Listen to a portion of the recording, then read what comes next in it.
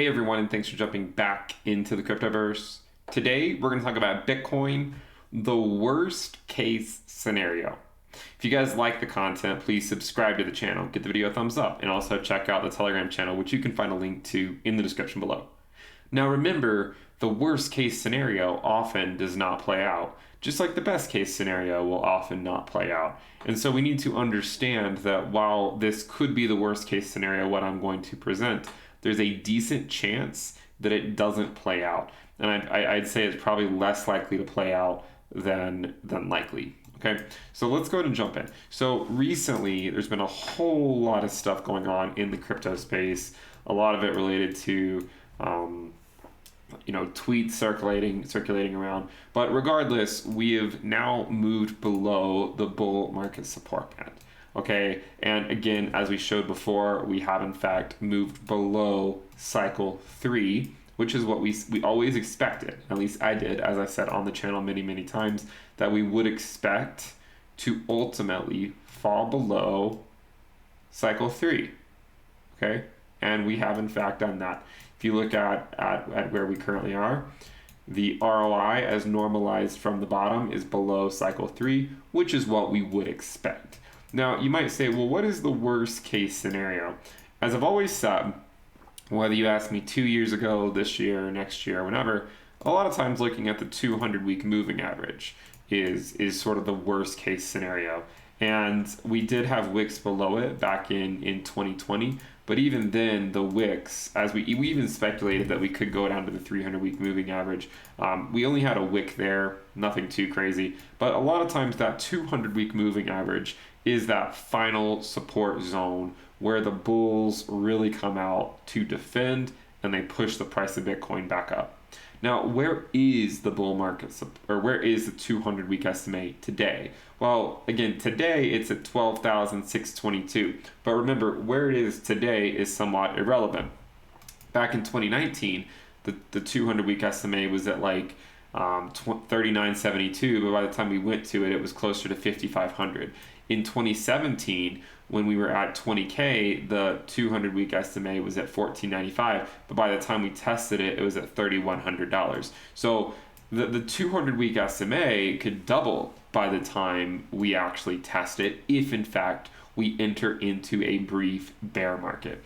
So we've often made the comparison between this move here and then the current one. Now, obviously, the conditions of the market are very different, but if we were to take a measured move and overlay this to the current day, you can see that in fact, there could be some similarities.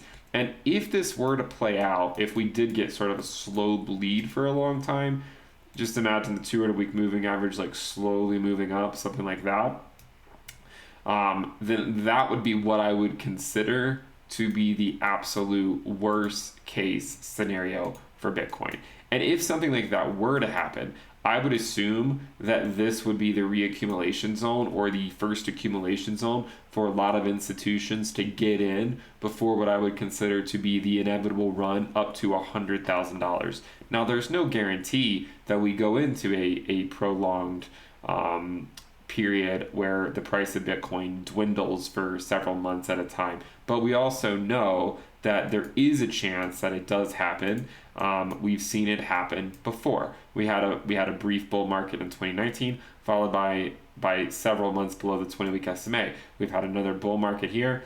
Maybe we'll have another brief bear market again, followed by maybe another run up later on in 2022 or something to a new global all-time high. We need to remember that again, that there's a lot of evidence to suggest that this cycle will take longer than the last one. And given the fact that we have not tested the 20-week in so long, we were speculating that there's a chance that we could be too far gone to hold it as support, right? There's a chance we could be too far gone to hold it as support just because it has been so long, similar to 2013 when we failed to hold it as support. But in that case, we actually got back above it within a couple weeks.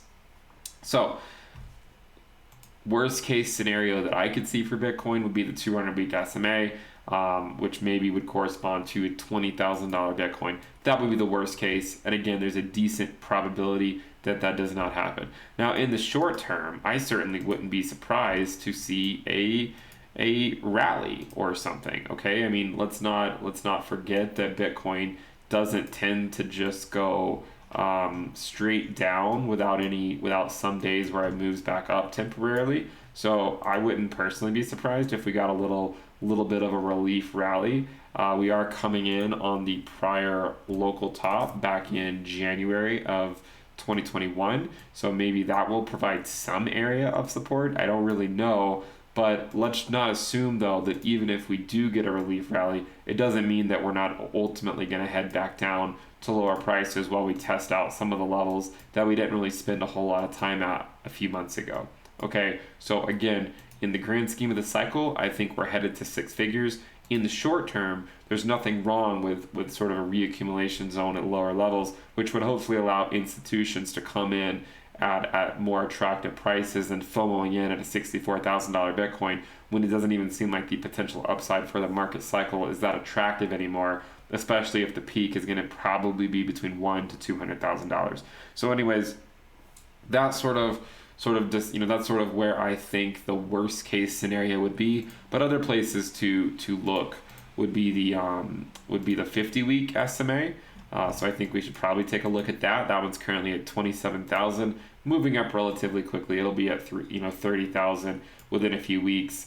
And so if we were to drop to that level, that might be an area to potentially at least try to hold the line in the event of a continued dump. Okay, so we put out the same video maybe 3 weeks ago. I said this would be the worst case scenario, would be the 200-week moving average. Obviously, there's even as I said back then, there's a good chance that doesn't happen, but at least needs to be on your radar, because if it does happen, that would be a huge opportunity. A huge opportunity, because the 200-week moving average typically is the bottom in the event of a more sustained pullback. That is the bottom. And so that would be where I would say, hey guys, there's a really low probability that it goes below that level and sustains it. So the 200-week is the lowest I could see, but again, there's still a very high probability that we find some support, maybe at the 50-week, maybe at the 100-week, somewhere, maybe at a moving average that's higher, and we continue the bull market from there. We'll just have to wait and see. What I'm sort of looking for now is, can we get a relief rally in the short term, because we've just been moving down so quickly. If you look at, say, like the daily RSI, we've been moving down. We've obviously been trending down over the last several months, but you can see that we are getting into those oversold territory. So in the short term, in the next few days, I would like to see sort of a move back up, and probably even if it did do that, I would still probably lean in the direction of it maybe then coming back down. But that's sort of something I might be looking for. Hopefully you guys like the content. Remember, this is just worst case scenario, decent probability it doesn't happen, but if it does, it represents a key opportunity, a very key opportunity, and it's probably where a lot of institutions would be buying, between 20 to 40K. Between 20 to 40K, I feel like is a huge opportunity on Bitcoin in preparation for an inevitable move to $100,000 at some point later this market cycle, which does not necessarily have to have a top in 2021. If you guys like the content, make sure you subscribe to the channel. Check out the sale on the premium list. If you want to know how I'm navigating these markets, you can find a link to that in the description below. Also, give the video a thumbs up and click the bell icon to turn on your notifications. Thank you guys for tuning in, and I'll see you next time. Bye.